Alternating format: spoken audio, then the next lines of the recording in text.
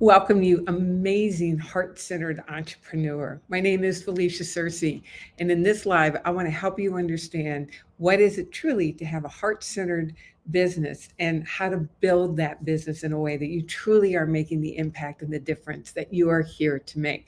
And if what I'm sharing is resonating with you, please drop some hearts and some thumbs up in the comment section. And I'd love to hear where you're watching from. Where are you coming in from?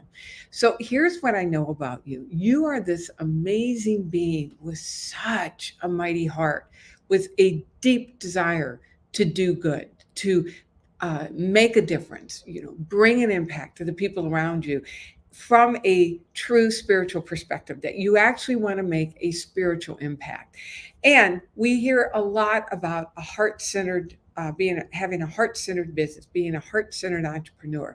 And I've really been giving that a lot of thought in terms of what is that exactly? What is it to truly have a heart-centered business, to be a heart-centered entrepreneur? So that's what we're going to look at. And I encourage you to stick around, because when we wrap this all up, I have a wonderful invitation that I want to extend to you. And so, and again, if this is resonating, whether you're watching this live or the replay, just drop some thumbs up or hearts or comments in the comment section. So, how do you know that you have a heart-centered business? Well, first of all, let's ask, why do you want to have a heart-centered business? So when you ask yourself that question, why is it, why would I even want to have a heart-centered business? What's the answer that comes up for you? I know for me that I want to build a heart-centered business because it aligns with who I really am.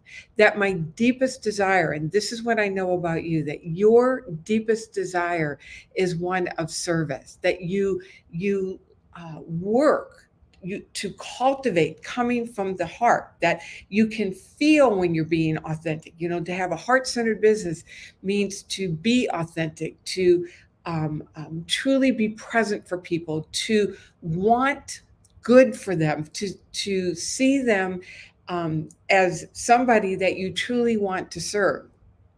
And you're meant for this, that you're wired for a heart-centered business.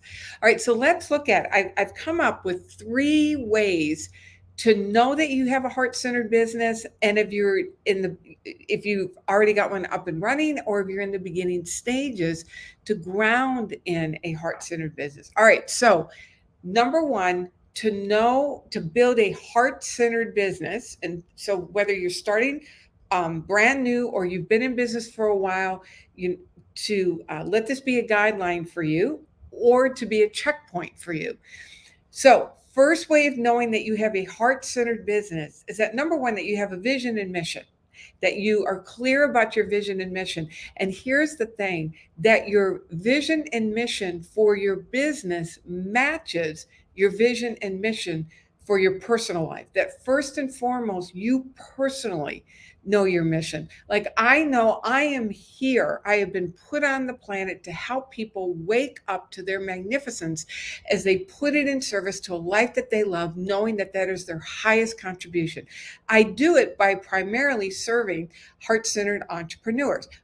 And I will do my purpose no matter where I am.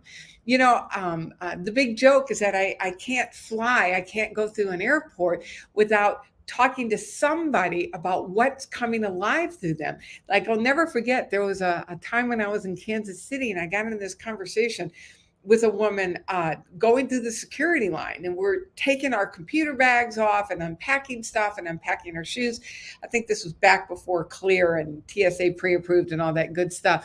And I'm in a conversation with her, and I'm asking, what do you do? And you can always tell when you ask that question, when somebody answers, whether or not they are alive with what they do. And I could tell, it's like, all right, not in love with that. And I asked her what she would love to do. And she wanted to be a doctor, but she kept putting off taking the test to go to medical school. So by the time we got through the line, I had her committing to filling out that application and taking the test to get into medical school. I can't help myself. Now, I share that story because there's something that you do that you can't help yourself. It doesn't matter whether or not it's in the context of your business. You do it when you're in conversations with friends. You do it when you're in the Starbucks line, with the barista, or the people behind you. It's how you're wired. You do it regardless. That's your personal mission. That's your personal purpose. You know you have a heart-centered business when you have aligned your personal business, your personal mission with your business mission, or actually the other way around, that you have aligned your business mission with your personal business. Personal mission. Align your business mission with your personal mission. I was talking to a client the other day, or actually she emailed me because she was so excited that she had signed on her first long-term client for what she does at a price that demonstrates the value that she's bringing. And she hemmed and hawed and really wrestled with whether or not she wanted to do this and exactly what was it that she wanted to do. And here's the thing that I helped her see is that she creates a space for people regardless. It doesn't matter if it's in a business context or not, that she oozes love. She oozes appreciation. She showers people with affection. It's what she does. She takes a stand for the best in people. And now she's building out a business that is aligned with her personal being. So you have a heart-centered business when your business mission matches your personal mission. When you are doing in your business what you can't help, it's what you are compelled to do. It's what you are wired to do. So take a moment right now and confirm or possibly identify what is your personal mission. What is the thing that you do that you are compelled? Doesn't matter who you're talking to or what you're up to. You are compelled to do this. And ask, does it match what you do in business? Does your business match what you are compelled to do personally? So that's number one. Match your business mission with your personal mission. And again, that assumes that you have a mission and purpose and vision for your personal life and for your business life. All right, so number two, in order to build a heart-centered business, or for you to know if you have a heart-centered business truly, is that you put service first. You put service first. Now, I know who's watching this, that you are an amazing heart-filled being. And there's well, of course I put service first. And it's what we all strive to do, that we all want to put service first. And that need to generate money, to generate business can be so insidious and so sneaky, the way that it slips in. And all of a sudden you find yourself in a place of needing to get business because you got bills to pay, you've got responsibilities to take care of, you got employees to take care of. It's so subtle. It's so subtle. And so as a heart-centered business owner, you are vigilant to watch when that part of you wants to slip into, oh my God, I got to make this happen in order for me to be okay. The way you do that, the way you're able to stay present for service first, is that you come into a deep knowing, a deep sense of communion and companionship with the very power that created you, that you understand where your source and what your source truly is. And then you become a master at recognizing, because here's the thing, nobody's ever going to do it perfectly. You are not going to do any of this perfectly. I don't do any of this perfectly.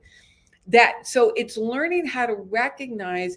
It's so subtle and it's so nuanced and it's so visceral, that subtle feeling when all of a sudden you feel a little bit of contraction in your chest when you're in the process of engaging in business with somebody, and there's that little scared part of you that maybe wants to kick in and say, oh my gosh, if this doesn't happen, I'm not going to be okay. To not get angry at that part of you when it shows up, because it does, it shows up for all of us, but to learn how to recognize it and in the moment soothe it and bring yourself back to the awareness of what your source really is, so you can show up in a service first state of being, that you want the people that you're engaging with to feel better about themselves, to feel better about their life, to have an expanded experience simply by being in your company. And we do this by mastering well being. You're able to truly be in a state of service first by learning how to master well being. And that's a whole nother live. But I want you just to begin to play with what would it look like to be a master of my well being? Because when you are a master of your well being, you want for nothing. That you understand that your facts are rearranging according to how you are showing up, and that your desire to make a bigger impact, a spiritual impact with your work, is life force energy seeking for you to discover more about yourself. So putting service first is understanding who your source is, what your source is, and being vigilant about that part of you that wants to turn into that move out of being a person of increase and come into that energy. I got to get this. And you shift that by becoming a master of well-being. All right, so that's number 2. Number 1, you're clear about your mission and vision for your personal life, and that you've brought your business into your personal vision and mission. Number 2, you put service first by understanding what your source is and mastering well-being. And then number 3, you understand that money is just simply the sign of transformation of somebody's life who's been enhanced because they've engaged in whatever business you do, and that it is the energy of freedom. That money is just simply divine currency moving through you as you have opened yourself up to allow yourself to receive and to be the expression of expansion for life force energy. And to understand that every penny that comes into your bank account represents somebody's life who's gotten better because of their interaction with you. And so number 3 is transforming your relationship with money, that you understand that money is a symbol of transformation and freedom, and that every penny that comes into your bank account represents somebody's life who's gotten better because of their work with you.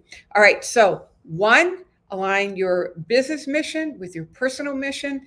Number 2, put service first by recognizing what your source is and dedicating yourself to be a master of well-being.